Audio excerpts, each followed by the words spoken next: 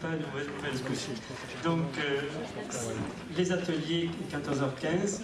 Donc, l'atelier sur le numéro 1, Le pays de l'autre, animé par Marie-France Desgraines, Paul Macheteau et Virginie Gou, sera dans cette salle, l'amphi.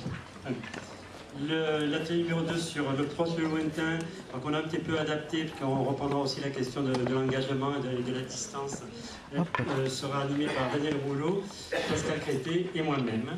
Le dernier, et ça sera salle Savournin, donc c'est au deuxième étage dans des petites salles. Et le dernier, au-delà des statuts de la personne, Michel Le Carpentier, Michel Benaïm et Patrice Ortoneda, ça sera la salle Virginia Anderson. Deuxième étage aussi. Bon, alors on souhaiterait, c'est qu'il y ait ici quelques participants aux différents ateliers pour lancer un petit peu la discussion et pour rappeler un petit peu quels ont été, un certain nombre de thèmes qui ont été traités dans les ateliers. Pour relancer les choses. Donc on peut commencer par... Je demanderai à Michel Benaïm qu'elle se vienne se joindre à nous. Mais si elle ne semble pas d'accord. C'est un ordre.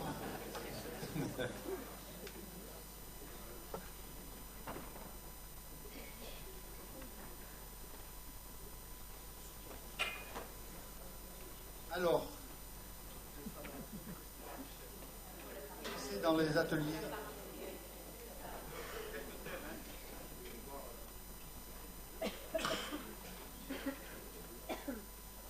L'atelier numéro 1. Non, tu ne me tues pas encore. C'est l'atelier numéro 1 où il y avait les animateurs et Macheteau et ce matin, Lancelot, Amelin est venu nous parler de son travail sur le rêve. Voilà. Nous, le thème était au pays de l'autre. Pardon. Et ben voilà, on va passer la parole aux collègues pour la travailler. Alors, dans l'atelier, donc il a été question hier et ce matin on est parti autour du titre de l'atelier derrière le statut de la personne. C'est un atelier où il y a beaucoup de monde tout le monde a un peu pris la parole pour témoigner des difficultés, des injonctions qui leur sont faites dans les cours de soins et des façons que les uns les autres ont de contourner ou de subvertir certaines de ces injonctions. Donc voilà, on a un peu conclu au fait qu'il y avait beaucoup d'éthique dans ce qui se disait là, et que c'était plutôt rassurant et qu'on était un peu heureux les uns les autres d'entendre ça, d'entendre que des gens résistaient un peu partout, et puis on s'est aussi demandé si ça suffisait. Enfin, il y a l'éthique et puis il y a le politique, et que la façon dont on traite les fous témoigne de la façon dont on construit une société. Il y a des gens qui vont faire des choses.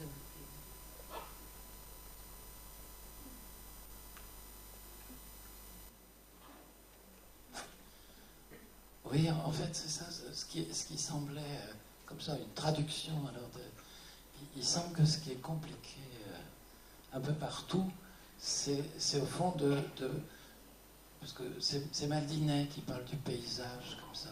Et alors, au fond, pour que quelqu'un prenne la parole, il faut qu'il y ait un certain paysage. Mais le problème actuel politique, c'est que le paysage de tous ces lieux, sanitaires, médico-sociaux et sociaux, a tendance un petit peu à se formaliser d'une façon fermée. Et qu'au fond, il est peu sensible à l'ouverture au paysage des personnes qui viennent à la rencontre de ces lieux et qui y séjournent, qui y circulent, etc. Donc, c'est au fond ce mouvement de psychothérapie institutionnelle dont on a rappelé quand même que c'était dans l'occasionnelle conjoncture politique de l'époque qu'il est né. L'occasionnelle conjoncture politique, c'est une façon assez espiègle de parler de la guerre. Et Tosquiès disant ce qui importe, c'est de demeurer paradoxalement ouvert à l'espoir. Mais ça veut dire la possibilité, rendre possible quand même, d'accueillir chaque personne dans son propre paysage à elle, et en même temps de faire en sorte qu'elle puisse exercer sa responsabilité de citoyen, mais de personne aussi, c'est-à-dire de pouvoir parler, s'incarner, en parlant à ces autres-là, qui essayent de s'ouvrir à ce qu'elle pourrait dire, qu'elle n'a jamais pu dire. Hein, de toutes ces dimensions inouïes, au fond, jamais entendues aussi, qui pourraient se manifester. Mais la prise de responsabilité, la responsabilisation des personnes, c'est soutenir l'émergence de leurs propres paroles. Et ça, c'est difficile, parce que nous avons tous une parole sur autrui, mais faire en sorte que autrui puisse nous adresser une parole qui nous surprend, c'est toute la difficulté de ces organisations collectives d'aujourd'hui, souvent non traitées. Il faut se rappeler que le mot de base, quand même, c'était de dire qu'il faut soigner l'espace où on admet les gens, de manière à transformer l'admission en accueil. En accueil en toutes circonstances, en permanence. Surtout pour les gens qui ont eux-mêmes des difficultés énormes dans ce qu'on appelle le sentiment continu d'exister. Parce que les lieux qu'ils fréquentent sont justement les lieux qui soutiennent cette continuité existentielle. Sans la présence d'autrui, sans la présence des autres, il n'y a pas pour beaucoup d'entre eux de possibilité même d'avoir accès à une continuité existentielle. C'est-à-dire à pouvoir passer d'un espace à un autre sans se trouver soi-même autre. Et cette continuité existentielle, c'est quand même celle-là qui importe, quel que soit l'âge, quel que soit le milieu social, etc. Et dans cette fréquentation-là, comme disait Hélène Chéniaud, c'est là qu'il est nécessaire de traiter les ambiances qui sont toujours carcérales, il faut bien le dire quand même. Hein. Tosquiès, il dit ça, il dit, est-ce qu'on peut travailler en milieu carcéral? Alors il dit, oh ben oui, on travaille en milieu carcéral. Puis d'ailleurs, le travail n'a-t-il pas une dimension carcérale aussi? C'est-à-dire transcender cette dimension carcérale du travail, c'est un petit peu ça que l'atelier a essayé d'évoquer.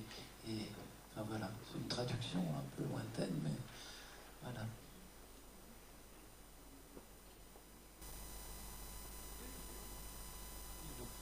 Dans l'atelier 1, donc, qui était le pays de l'autre, ce qui, le dialogue un peu Castal a circulé autour de cette question tu parlais de l'accueil, d'être dans une disposition d'accueil pour aller à la découverte de l'autre, hein, l'autre étranger, et ça a circulé aussi avec l'évocation que l'autre n'est pas que l'autre, c'est aussi accueillir l'autre en soi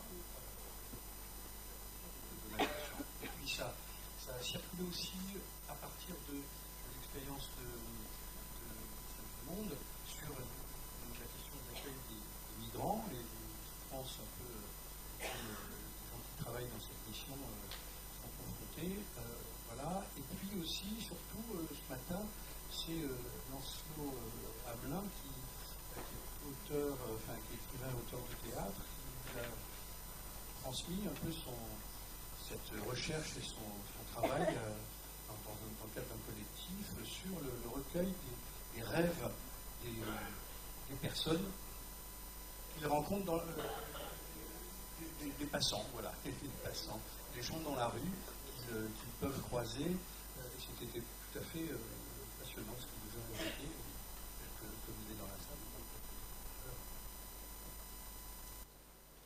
Alors l'atelier 2, on a travaillé en 2 temps. Un premier temps à partir d'une, j'aime pas le mot vignette, enfin d'une histoire clinique plutôt, que Daniel Rouleau nous a raconté, qui était très belle histoire, même difficile à entendre, mais qui nous a mis au travail sur la question de la dialectique du proche et du lointain lorsqu'on accueille des personnes souffrant de psychose, et de la nécessité pour accueillir cet autre qui des fois n'est pas présent à bord de lui-même, d'avoir des moyens autres et une formation en particulier tout à fait singulière pour entrer en relation, installer, sécuriser la relation. Donc on a passé beaucoup de temps dans le premier temps hier après-midi à échanger sur cette question-là et à faire ressortir dans le groupe qu'il y avait vraiment une spécificité de la psychiatrie, hein, qu'on ne peut pas considérer comme une science médicale identique aux autres, et une manière d'être là qu'il faut apprendre. Donc on a beaucoup réfléchi et travaillé autour de cette question de quelle serait, alors en prenant appui aussi sur ce qu'a été l'expérience des infirmiers psychiatriques, hein, bon, vous savez que c'est plus dans l'air du temps, mais on a repris aussi cette formation spécifique-là, hein, 3 années de formation à se préparer à la relation. C'était quand même autre chose que l'enseignement qui est délivré aujourd'hui pour les futurs infirmiers. Et puis ce matin, on a continué aussi sur d'autres professionnels. On a parlé des gens qui travaillent plus dans le secteur social, des éducateurs, et ce formatage aussi des éducateurs et même des cadres qui aujourd'hui sont, au travers des formations cadres, amenés à être des managers intermédiaires entre le marteau et l'enclume, et à être là pour être des personnes qui appliquent les réglementations et pas à faire vivre une équipe qui accueille des gens et qui accompagne des gens au quotidien. Donc on a passé beaucoup de temps par rapport à ça. Et puis la dernière partie de notre matinée, peut-être Alain, je te laisse la parole pour la suite. Non, je finis. On est parti après quand même sur une question beaucoup plus ouverte. Hein. On avait bien conscience que ce qui nous traverse et contre lequel on résiste en ce moment n'est pas unique à la psychiatrie, c'est dans plein d'autres domaines, et que c'est une question beaucoup plus large de la société. Donc on a échangé sur la question de ce que devient notre démocratie, que ces gens en face de nous, technocrates, sont eux-mêmes pris dans les mêmes organisations, les mêmes contraintes, et que là, il y a une question qui est bien plus large que celle de la psychiatrie, dont la psychiatrie est certainement un révélateur très fort, mais qui est celle d'une société aux prises avec des organisations, je le qualifierais là, on ne l'a pas évoqué ce matin, mais quand même beaucoup plus de l'ordre de tendances fascistes et de choses qui se referment plus que d'aller vers la créativité. C'est quand même quelque chose d'un mouvement de régression. Voilà. Alors on a parlé d'être contrebandier, comme on le disait hier, être résistant. Attention, ça finit pas toujours bien, les histoires de résistance. Attention aux actes héroïques aussi. De l'importance aussi de faire du collectif et de toujours essayer d'avancer à plusieurs dans ces moments de résistance. Sont apparus quand même dans les échanges que chacun, là où on est, on a quand même des expériences et des témoignages d'actes qui montrent que quand même on peut mettre en difficulté ou en question, en interrogation, ces organisations formelles qui nous imposent des protocoles. Hein. Et que si on prend le temps d'instruire ça et de le faire à plusieurs, eh bien on peut quand même mettre un coin un peu dans la machine. Voilà. Mais que c'est tout un travail de fond. Et on a terminé un petit peu sur l'importance des lieux, des espaces où l'on peut avoir pour se parler de ces choses-là. Alors en l'occurrence des journées comme celle de l'AMPI, mais on a parlé aussi des associations culturelles, hein, qui sont quand même ces espaces importants où on peut aller mettre au travail ça au plus près de son territoire, toutes ces questions, et de plein d'autres lieux dans lesquels en effet on va faire ce lien qui va nous permettre une résistance à plusieurs. Oui, juste comme pour la météo, de faire l'atelier ressenti. Je veux dire, sur le proche et le lointain, on voit bien combien on a pu décliner beaucoup y associer par rapport à ces deux termes. Vous avez le proche et le lointain dans la relation à l'autre, dans la distance thérapeutique, entre guillemets, je veux dire, toutes ces questions-là. Et puis aussi combien le proche et le lointain, on avait besoin aussi d'entendre ce qui se faisait ailleurs. Hein, je veux dire, et que ça fait du bien pour soi, je veux dire, ça rassure aussi, parce que si on n'est pas complètement paranoïaque, au bout d'un moment, quand tout le monde dit le contraire, on se dit que peut-être on est à côté de la plaque. Et puis bon, se dire qu'on n'est pas tout seul, ça quand même, ça compte. Donc c'est vrai qu'on a décliné ce proche et lointain un petit peu dans tous les sens, et avec cette idée quand même que il y a eu beaucoup de prises de parole, quoi. C'est ça qui est très intéressant, et que le résumé que tu as fait, tu as trouvé un super fil conducteur, mais c'est venu voilà, par association, quoi, et par témoignage spontané, c'est une prise de parole, quoi. Et ça, je crois que c'est très, très intéressant, dans cette idée qu'on peut encore prendre la parole quand même maintenant. C'est comme quand on dit qu'on est en dictature actuellement, bon, on en est peut-être pas loin, mais pas encore, et on peut prendre la parole. Et je crois que c'est important, et notamment une façon aussi de pouvoir des fois dire mais qu'est-ce qu'on peut faire, etc. Ben, par exemple, venir dans les journées qui sont proposées, dans les nombreuses journées, parce qu'on a cité des exemples où effectivement le fait d'investir en nombre des réunions permet à ceux qui organisent ces réunions d'être plus entendus dans les lieux où ils sont. Donc je crois que quand on dit mais quoi faire, ben, déjà, venir aux journées qui sont proposées, ben, ça compte. On pourrait maintenant renvoyer un peu la parole à la salle. Oui, là-haut, il y a un monsieur en rouge, là-haut. Complètement là-haut.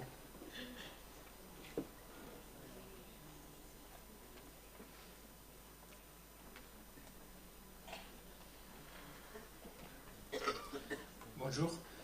Alors, moi j'étais à l'atelier numéro 3. Donc, alors je vous avoue que je suis un peu ému. Ce que je vais dire, voilà, peut-être ça va susciter un débat, je l'espère. Hier, je voulais intervenir, mais je me suis un peu censuré. Aujourd'hui, je pense que voilà, je ne veux pas le faire. Donc 2 points. Alors le premier, c'est une histoire un peu clinique, on peut dire ça comme ça, qu'on a racontée dans l'atelier. Donc le patient qui était en isolement et qui a appris à marcher sous les mains. Et que donc, d'une certaine façon, a pu créer dans le contexte de l'isolement. C'est une histoire qui m'interpelle.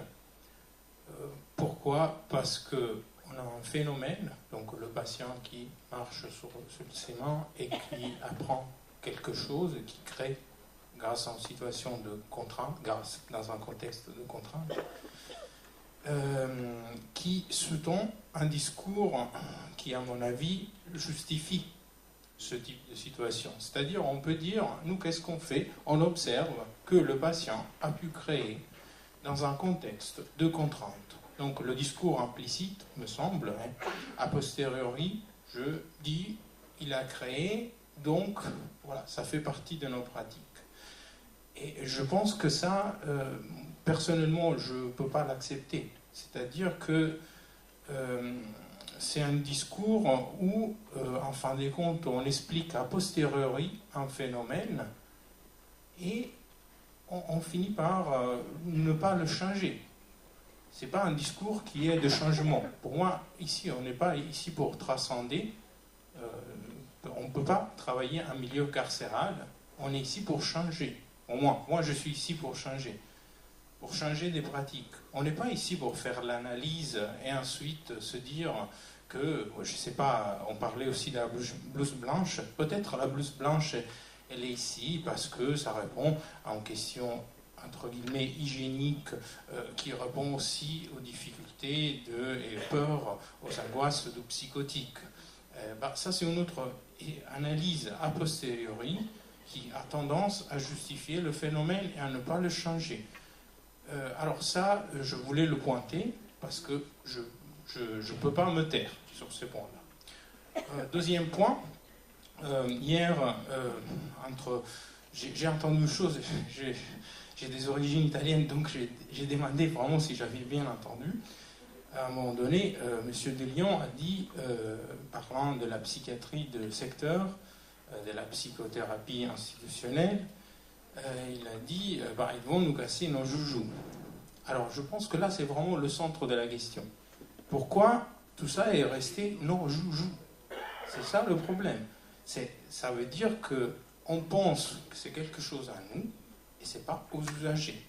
Quand ces choses-là deviendront aux usagers, alors on commencera peut-être à ne pas changer simplement de méthode. Ce que je vois aujourd'hui, c'est qu'on peut critiquer l'HAS parce qu'il remplace une méthode par une autre. Notre but de changement pourrait être pas simplement de proposer une autre méthode, mais de proposer un changement radical où l'usager s'approprie des lieux et des pratiques. Ça, je pense que c'est concret et c'est possible. Si, à mon avis, on reste dans l'esprit, il nous casse nos joujoux, simplement on perdra le pouvoir et ça sera remplacé par un autre pouvoir qui proposera une autre méthode. C'est rien de révolutionnaire, c'est rien de changement. Encore une fois, je m'excuse si je suis si direct, mais je suis ici pour réfléchir tous ensemble à changer, pas simplement à analyser. Parce qu'après, l'analyse a posteriori nous fait taire et participe à ce silence qu'on critique. Merci. Vous pouvez vous présenter parce que Oui, je m'appelle Luca Richiel, je suis praticien hospitalier à l'hôpital Barthélemy-Durand, en Ile-de-France. il me semble me rappeler que De Lyon a utilisé cette expression il nous casse nos joujoux après qu'il nous ait parlé du coup de pied qu'il a reçu dans les couilles, enfin dans les urnes. Peut-être qu'il y a un lien. Oui, c'est ça. Une autre lecture quand même parce que c'est moi qui ai raconté l'histoire de ce monsieur dont j'ai dit c'est la seule personne qui à mon sens, dans d'autres lieux, mais qui en a parlé là où moi je l'ai accueilli. C'est-à-dire que ce qui importe de savoir, c'est aussi que ces techniques d'isolement, de contention, marquent les corps. Et moi, c'est surtout ça que je voulais dénoncer en disant attention à ce que nous faisons, parce que de cela, le corps en garde la trace tout le temps. Et ça, c'est indélébile. C'est beaucoup moins... Alors j'ai raconté une autre histoire de quelqu'un qui lui arrivait aux urgences et dont l'état d'agitation cessait parce qu'il rencontrait de nouveau Marcel, avec qui il avait fait un voyage thérapeutique 20 ans avant. Et ça aussi, cette importance-là, mais qui n'est pas seulement dans le corps, là, il est aussi psychiquement. Et alors, c'est toute une complexité, mais moi je pense que je suis plutôt, il me semble plutôt que ce qui importe, c'est réussir à ce qu'il y ait des processus d'inscription qui font que ça donne à des personnes des possibilités de prendre appui sur ce qui a été partagé et vécu antérieurement pour créer le monde d'aujourd'hui. On a une gonzesse là-haut. Ouais, c'est une gonzesse. C'est pour rebondir sur la misogynie latente de Lyon hier, qui m'a fait rigoler aussi quand même. Juste pour dire quoi, bon, je peux dire c'est une chose.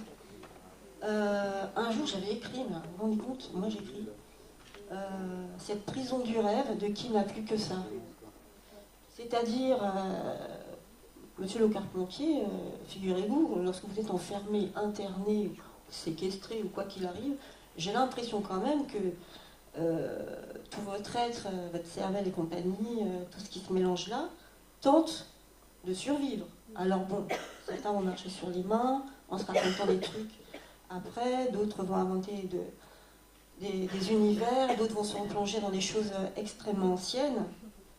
Être enfermé dans son symptôme, c'est aussi une façon d'être créatif dans son symptôme. Mais enfin, là, je m'exprime très très mal. Enfin, en gros, l'idée, c'est que je ne vois pas où elle échapper lorsqu'on est confiné de l'intérieur de quelque chose dont on vous interdit de sortir. C'est-à-dire que s'il y a fallu, je veux dire, vous justifiez quelque part que l'isolement au moins permet ça. Enfin, vous le dites. Mais ouais, et après, pardon. J'ai vécu l'isolement adolescente, je m'en suis démerdée comme j'ai pu, d'autres camarades l'ont vécu aussi. C'est pas neuf c'est pas neuf, quoi. Et le rêve, c'est pas, je veux dire, un lit, enfin, toujours le recours, je dis, au sédatif, à l'antalgique, et voilà. Un lit, c'est pas le divan, justement. Hein, c'est-à-dire, une chambre d'isolement, c'est pas un lieu où il y a quelque chose qui peut provoquer des points de rupture pour penser la différence et l'autre. Et oui, à moins que de rentrer dans un délire, mais là, je pense pas que ça sauve grand monde. Moi, Michel, oui. Patrice là. Et Michel, oui, vas-y. Michel, tout à l'heure tu as pris la parole, je ne l'ai pas prise, là je te la pique un peu, tu as déjà essayé de répondre, de faire un dialogue, sinon. J'étais dans l'atelier 3 ou 6, il me semble un point important, pour moi en tout cas, hein, il me semble qu'il faut qu'on préserve l'hétérogène, c'est-à-dire il ne faut pas qu'on s'attaque du mauvais côté.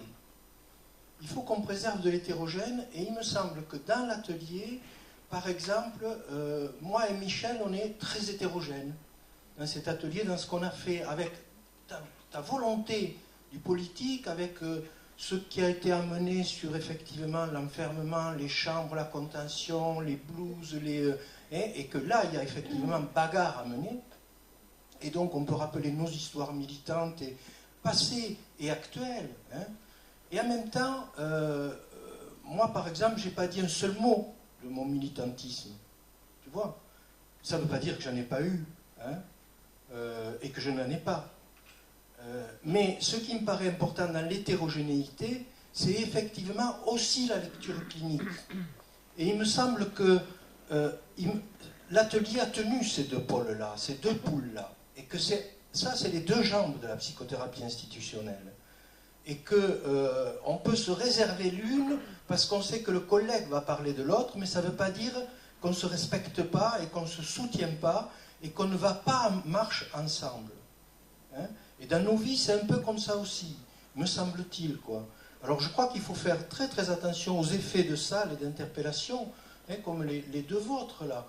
Je crois quand même qu'il faut à la fois qu'on ait la bagarre politique, mais il faut aussi qu'on ait l'après-coup analytique et la compréhension de l'intérieur de la clinique, parce que sinon, ça sera, comme c'est passé en Espagne ou dans d'autres endroits, ça sera le syndrome de la porte tournante. C'est-à-dire que si on ne traite pas la clinique dans une lecture sémiologique fine, si on ne s'embarque pas avec ça de corps, c'est peut-être pour ça que ton exemple n'était pas inintéressant, moi, comment dire, j'ai pas retenu l'histoire de l'enfermement, même si j'ai entendu aussi que dans un autre atelier, je l'ai répété, un infirmier avait dit, ce qui est un scandale, hein, mais avait dit, mais au moins quand je suis dans la chambre avec le patient, c'est peut-être le moment où je communique le plus avec lui. C'est un scandale, mais c'est au moins repartir de là. C'est-à-dire, il y a une sémiologie là, et il y a quelque chose qui se passe, et c'est à partir de là que quelque chose avance, quoi. Alors on avance là et dans le politique. Mais c'est ces deux-là ensemble qui vont ensemble. Il ne faut pas qu'on se bouffe le nez entre nous sur ces petites choses. Enfin, il faut qu'on les mène de façon complémentaire. Oui, effectivement, il y a les deux aspects. Tu as raison, Patrice. Enfin, il me semble qu'on peut quand même être tous d'accord sur le premier aspect, que la contention, c'est dégueulasse. On est d'accord là-dessus. Et les chambres d'isolement aussi. Enfin, j'espère qu'on est d'accord là-dessus. De toute façon, s'il y a quelqu'un qui n'est pas d'accord, il n'a pas osé lever la main. Voilà, donc ça, c'est une fois pour toutes. Je veux dire, attacher les gens, basta. Enfin, voilà, le fascisme, ça craint, on est d'accord avec ça. Je pense que peut-être ce que voulait dire mon collègue, je ne sais pas, hein, je parle pour lui là, c'est pas inintéressant, non pas de se dire que quand on met un mec en isolement, il va marcher sur les mains, mais que du fin fond d'une situation de détresse, on n'arrive pas à tuer complètement les capacités créatrices des êtres humains. Moi, ça me fait plaisir. Et je me dis que ce mec, dans un monde qui marche sur la tête, il a trouvé une idée, c'était de marcher sur les mains. Peut-être pas mal. Voilà. Mais ça n'a rien à voir avec le fait qu'on ne va déroger pas d'un millimètre sur l'interdiction absolue d'attacher les gens ou de les isoler. Voilà. Et ce qui importe, c'est de bien préciser que les rapports de domination s'inscrivent dans le corps. Ça, je pense que c'est essentiel. Et toute une dimension de François Tosquelles, c'était de réduire justement les composantes sadomasochistes qui étaient évidemment dominantes, comme elles le sont aujourd'hui. Hein.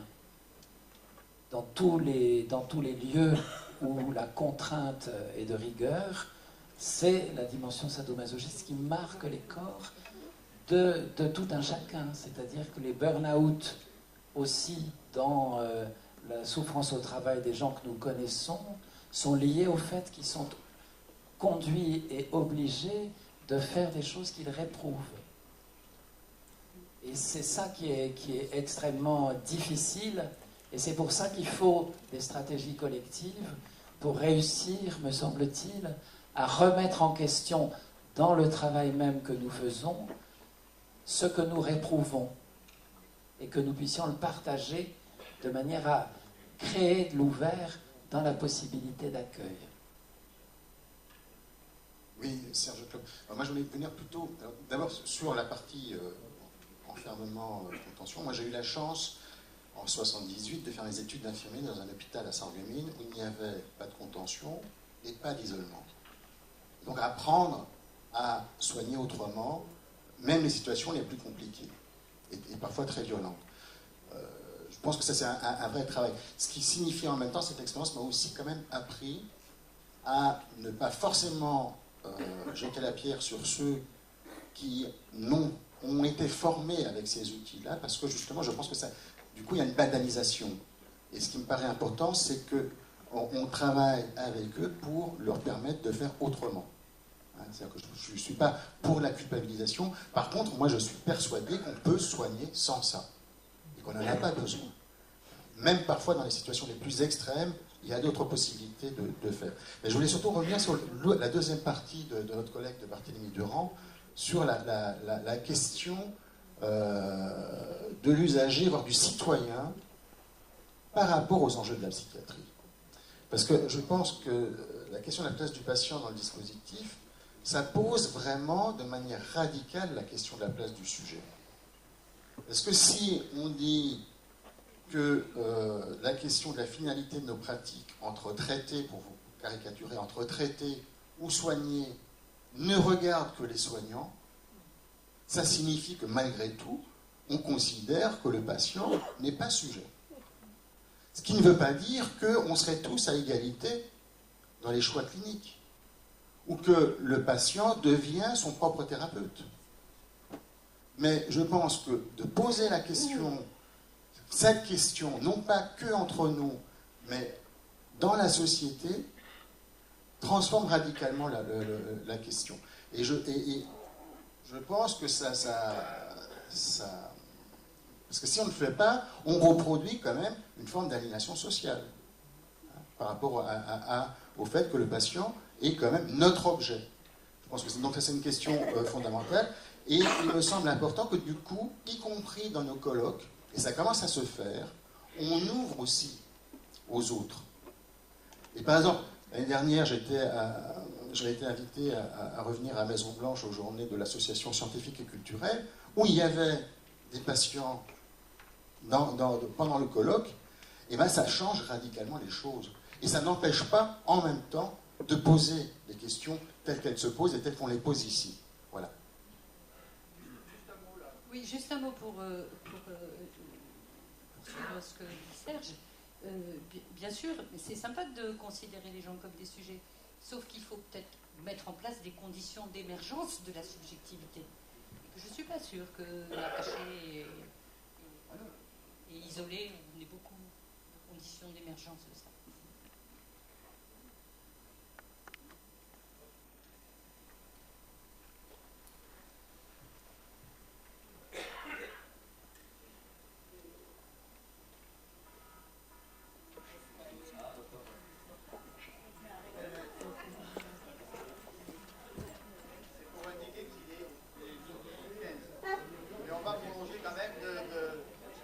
Moi, je voulais juste répondre à Patrice et puis peut-être préciser les choses.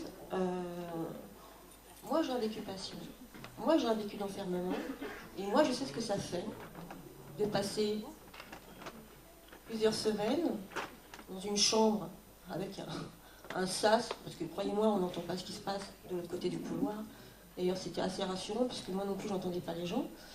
Mais je sais ce que c'est que de perdre des notions, je pense qu'elles ont été un peu racontées hier, des questions relatives à la question de l'espace, de son corps par rapport au mur, par exemple, et par rapport au temps.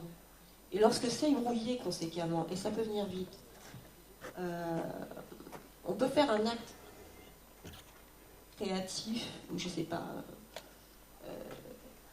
l'acte existentialiste par excellence, c'est pas forcément de buter tout le monde à tout va des transports dans la rue. Ça peut être aussi de faire de la poésie non-stop dans sa tête, ou déconstruire le langage, ce qui a été mon objet. Mais ça ampute sérieusement, dans mon expérience c'était ça ampute sérieusement le lien après, au retour, ne serait-ce que dans la vie du service.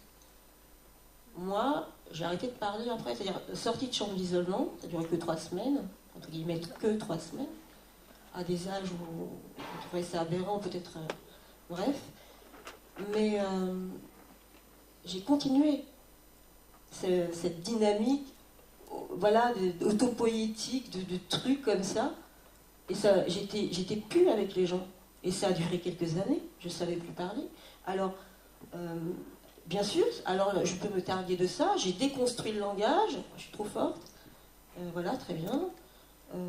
J'en ai fait un objet particulier, de la pâte à modeler, j'en ai fait, voilà, bon bref. J'ai joué avec, j'ai réappris ensuite ma langue comme une langue étrangère. C'est comme ça que ça s'est passé. Mais c'est riche finalement, il me reste quelque chose d'intéressant. Mais oui, on est créatif, tant mieux. Ouais, il y a de la vie. Mais c'est une vie en miroir inversé, j'ai envie de dire ça comme ça. C'est pas forcément très sympathique à raconter, quoi. Voilà.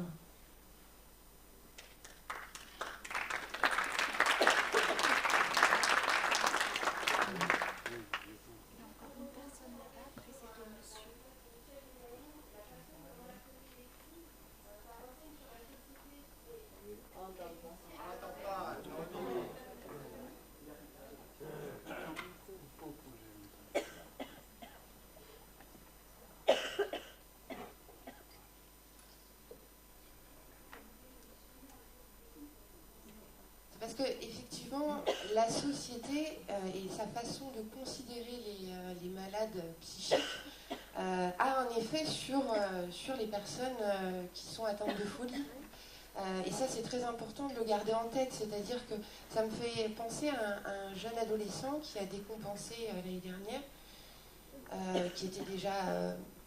c'était pas simple pour lui, le rapport au monde, le rapport à l'autre.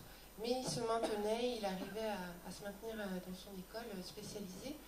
Et puis, en grandissant, en fait, et en passant d'une unité des plus jeunes à celle des adolescents et jeunes adultes, il a décompensé.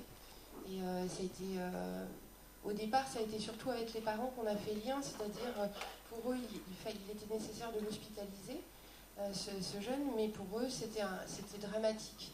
Et de leur expliquer que voilà, le terme de fou, voilà, on n'a pas utilisé ça justement parce que ça fait peur aux parents, mais de leur dire voilà, votre fils il est malade psychiquement comme on peut l'être physiquement et qui va avoir besoin de soins, donc il va rentrer dans un hôpital avec des médecins qui vont prendre soin de lui et une équipe qui va prendre soin de lui sur sa maladie psychique. Voilà. Et ça, au niveau des termes, c'est important parce que du coup, il y avait le vécu des parents qui disaient bon, ah bon, d'accord. Et après de dire, voilà, est-ce qu'il sera malade chronique? Est-ce que ça pourra se réguler? Alors dans la situation, ça a pu se réguler, il a pu revenir dans son école, mais voilà, il reste fragile, mais le délire s'est résorbé. Il est toujours là, mais il s'est résorbé. Il peut à nouveau, alors qu'il se sentait persécuté, et voire même devenir agressif, là il s'est apaisé et ça va mieux pour lui. Mais de l'expliquer comme ça aux parents, ça a permis qu'eux puissent puisse le vivre comme quelque chose qui est possible, qui peut se traverser. Et du coup, ça a un effet aussi pour le jeune. Voilà. Et la deuxième chose, j'ai entendu dire la question de faire émerger une parole chez la personne qui est malade psychiquement, mais la personne, voire même en crise. Mais la personne, dans sa crise, elle dit déjà quelque chose. Voilà. Et ça, et du coup, c'est justement qu'est-ce qu'on en fait, comment on va l'accueillir. Est-ce que c'est un trouble du comportement et on va voilà, le contenir, etc. Ou est-ce qu'on va se dire, voilà, il y a un dire, même le dire de j'ai envie de détruire du mobilier, ou j'ai envie parce que... Mais ça vient dire quelque chose d'un impossible, et ça même, il faut l'entendre, un impossible à être avec l'autre, un impossible à vivre bien dans un moment, et voilà, pouvoir y répondre. Voilà, donc c'est important aussi, voilà, et là on est en train de parler de ça, justement, de quel accueil on fait qui a un effet sur les malades psychiques. Alors, d'une part, moi j'aime bien le mot folie, ça me permet d'être proche de ce dont je parle. Et j'aime bien aussi préciser des choses. Donc je n'ai jamais parlé de conditions d'émergence de la parole. J'ai parlé de conditions d'émergence de la subjectivité, ce qui n'a rien à voir. C'est-à-dire la condition d'émergence de la symbolisation. Qu'un bébé, on ne va pas aller lui tirer les verres du nez. Par contre, on va mettre en place un certain environnement qui peut-être va faire qu'un jour il va prendre la parole. Juste un instant, parce que je suis déjà intervenu, mais on se parle, on ne se répond pas, on se parle, il me semble, c'est ça qui est important, et notamment, j'ai beaucoup insisté, moi, sur la création du groupe, comme un peu la création de l'empire, qui continue à exister, qui se sépare, qui revient, etc., depuis 30 et quelques années, quoi. Et il faut se souvenir par rapport à ces... moi, j'ai travaillé en psychiatrie infantile, donc j'ai pas connu cette violence que vous décrivez d'aussi près, hein, même si je ne l'ignore pas, bien entendu, et même si on a pu l'éviter dans le service où je travaille, dans les services où j'ai travaillé, alors que peut-être ailleurs elle y était. Hein. Je vais perdre mon fil. Oui, si. On est un groupe ici, c'est-à-dire qu'on a entendu quelque chose, et il faut se souvenir de ce qui s'est dit, de ce qui a été entendu, de ce qui a été porté à la tribune déjà. C'est-à-dire que, par exemple, hier a été évoquée une séance où on s'allongeait, c'était même pas le patient qui s'allongeait, c'était l'infirmier qui s'allongeait, c'était le patient qui le soignait. Vous voyez, c'est ça quand même qui est venu en premier avant qu'on bute sur cette horreur des enfermements de 3 semaines, enfin c'est épouvantable. Et ce qu'on voit là, et c'est ça moi sur lequel j'insiste, c'est que dans cet allongement de l'infirmier, si on n'est pas foutu de voir la sémiologie qui est en marche, ce que vous venez de dire, qu'est-ce qui s'échange à ce moment-là? C'est-à-dire le contact d'eau qui est revécu à ce moment-là et qui fait que le boutonnage du corps s'effectue, si on n'apprend pas à lire ces choses cliniques-là, mais on est nul. Enfin, on n'avancera pas non plus. Et il faut qu'on tienne à la fois ça et le politique.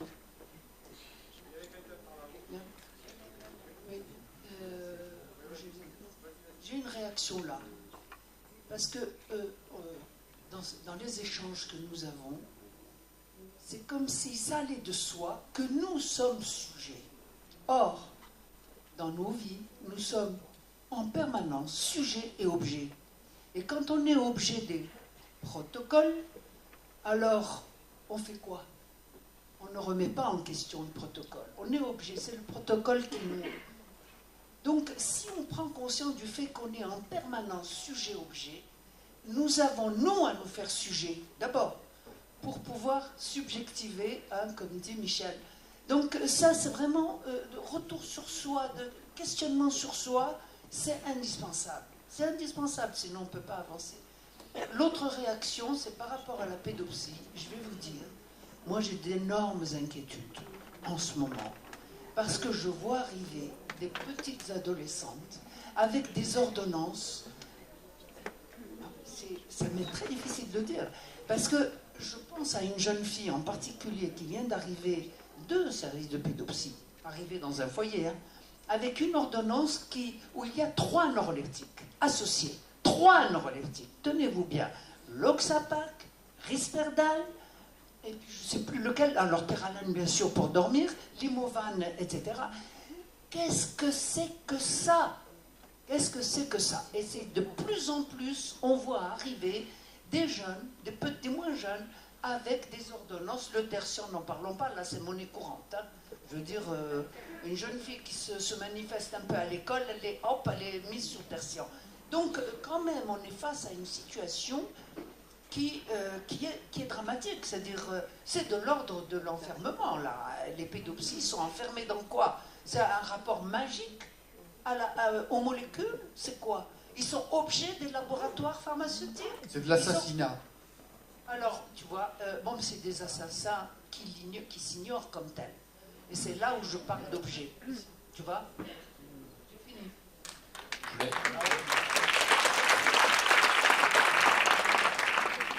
Je voulais juste revenir à ce qui avait été dit par rapport aux chambres fermées.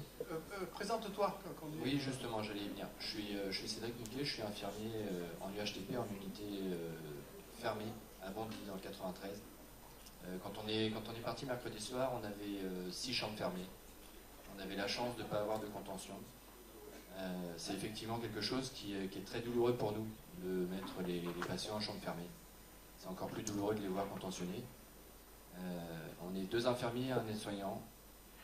Et moi, j'aimerais bien qu'on m'apprenne à travailler sans enfermer les gens. C'est aujourd'hui quelque chose qu'on est obligé de faire, vraiment. Mais effectivement, j'entends qu'il y a des secteurs où ça n'a jamais existé, les chambres fermées. Et vraiment, je trouve ça très bien, mais je ne vois pas comment nous on peut faire. Alors, si on peut m'apprendre moi à travailler sans enfermer les gens, ce serait l'idéal. Vraiment.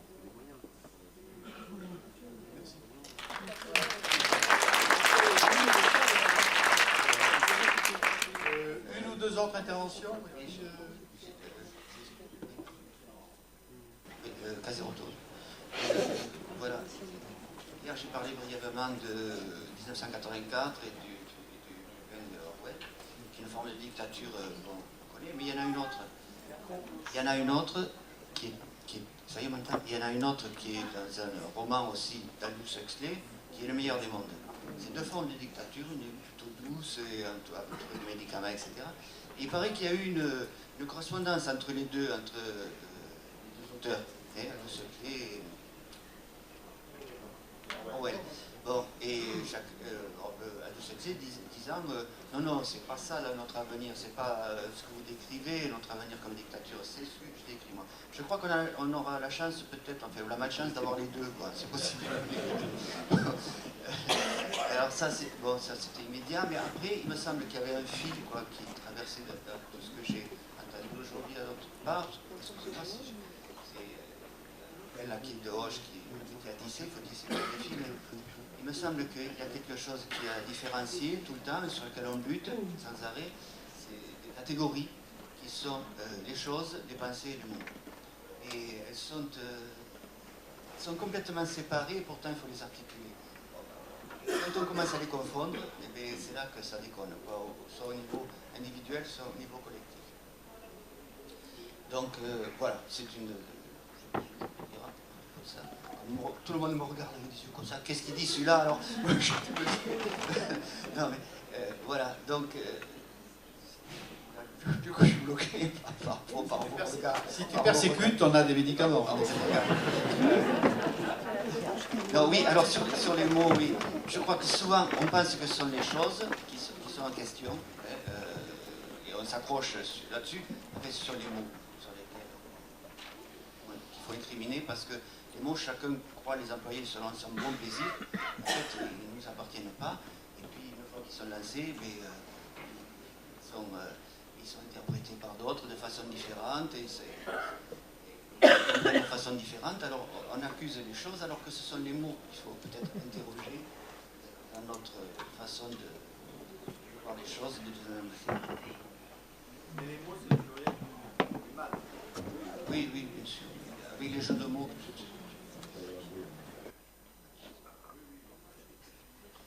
Oui, je voudrais juste quand même revenir sur rester dans le langage, ça c'est une de mes marottes, mais je voulais surtout revenir sur l'histoire des chambres d'isolement et des liens de contention, parce que ça fait répétitif, ça bloque beaucoup de choses, je veux dire.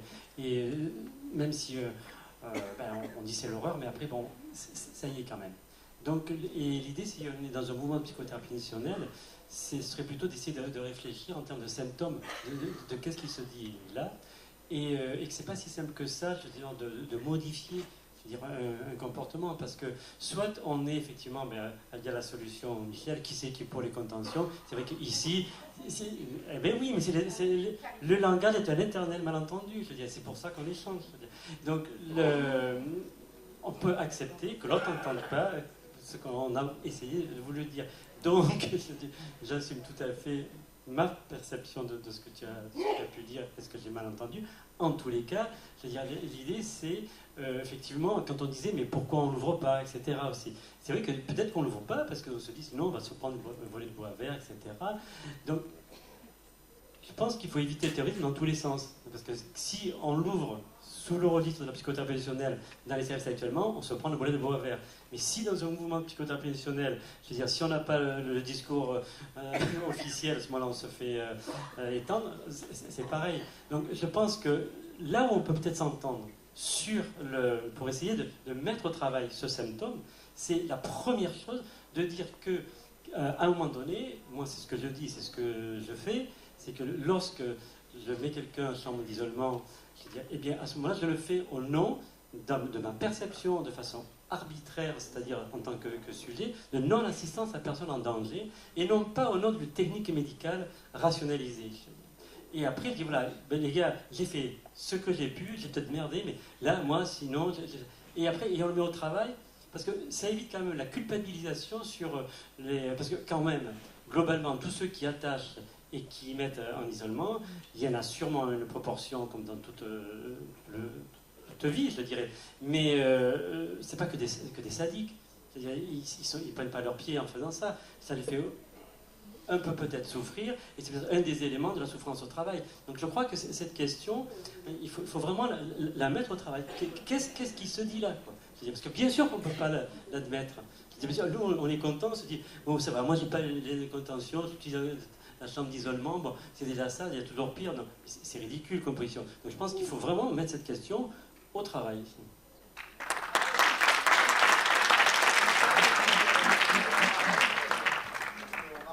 Non, mais c'est très très bien d'avoir repris ça sous l'angle du symptôme, parce qu'effectivement, c'est pas là les soignants pris un par un qu'il faut accabler, et au contraire, et ce que disait l'infirmier là-haut, c'est justement le piège.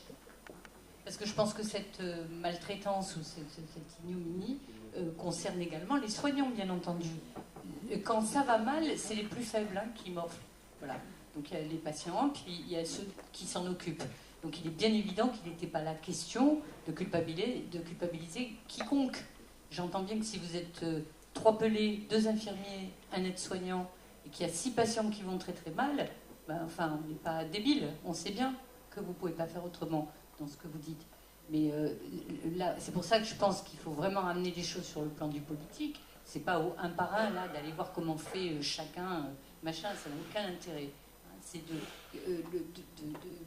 la globalité de ce dans quoi vous êtes vous-même pris et captif. Voilà, c'est mieux Alain, ça il y avait un service à Marseille universitaire, s'il vous plaît, dans lequel l'unité fermée comportait des patients, mais il n'y avait pas de soignants. Pendant des années. C'est la dernière, là. Oui, c'est vraiment la dernière. Je voulais juste rajouter un truc, c'est que dans la rencontre, on peut inverser les choses, c'est-à-dire que quand on rencontre quelqu'un, il y a une forme de jouissance. Et ça si on l'a en tête, eh ben on va travailler avec quelque chose dans le cœur qui nous porte. C'est d'aller chercher du plaisir. Voilà. On peut arrêter sur le mot plaisir, c'est pas inintéressant. Sans oublier la souffrance.